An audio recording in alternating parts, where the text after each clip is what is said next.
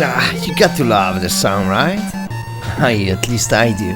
Anyways, I've talked about Double Dragon before, so we're not going to redo this. We also talked about Kishimoto, creator of the game, so we're skipping that part as well. Although, those two things combined, well, brings us to Double Dragon 4.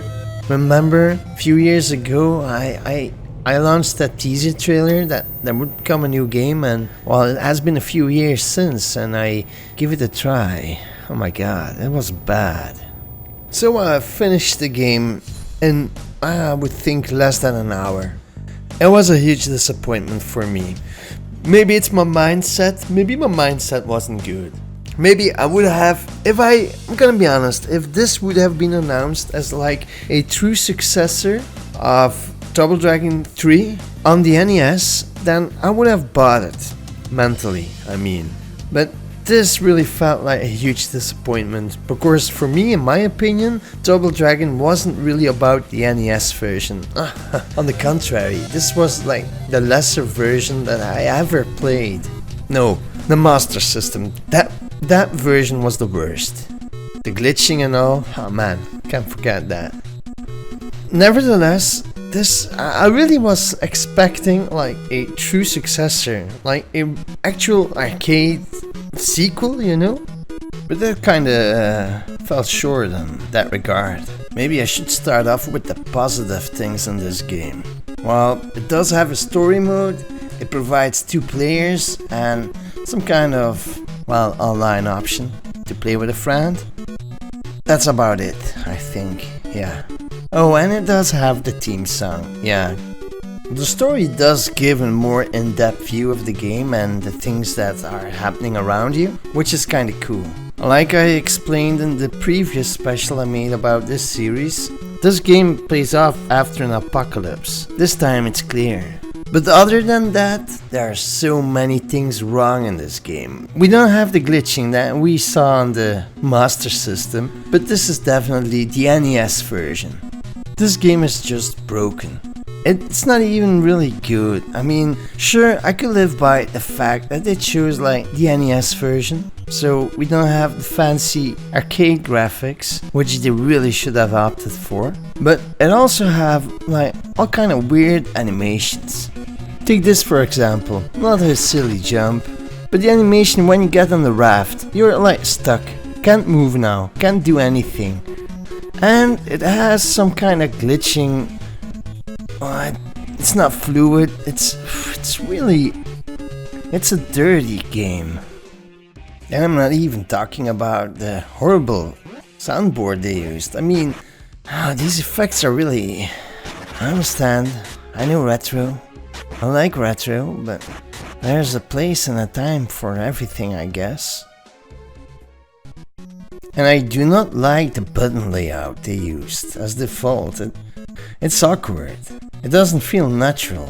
So I kinda get the kick and punch button, but why the heck is the jump button up there? I mean, did they even test this game? I really wonder that. So as you could clearly see, they also reverted back from 4 buttons to fucking 3 buttons. Well, okay. So I'm guessing there's no more backwards kicking and punching then. Shame.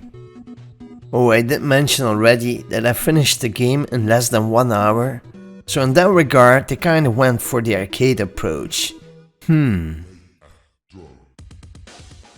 not quite sure how Kishimoto would have let this happen. And it's really hard to find information online regarding this game. It's also worth mentioning that the Arc System Works has bought the series in 2015. Now, the game, they announced it in December 2016.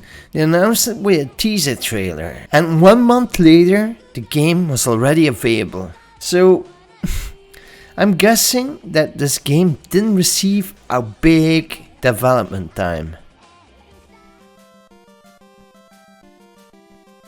Also new in the 4th game are like the platform-like sequences, where you have to jump on platforms or where you have to be like Mario-like quick or like Sonic. But in all honesty, these characters are quite dumb when it comes to the movement. So it kinda sucks on this regard as well. But how is this possible? This was a wonderful developer, and he was for the first time back in developing a game. He had been producing a lot, but this was like his child. So what happened?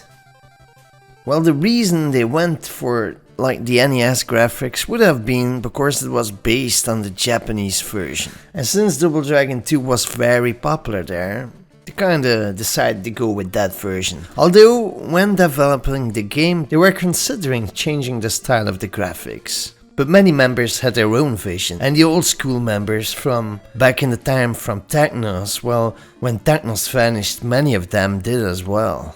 So for me personally, this game was a huge fail. In many regards, it's a wasted opportunity.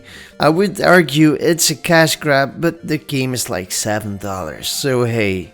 But is this the end for Double Dragon? Cause if I would score this game, I would give it a 4 and 10. Even though I always love Double Dragon, really, I do.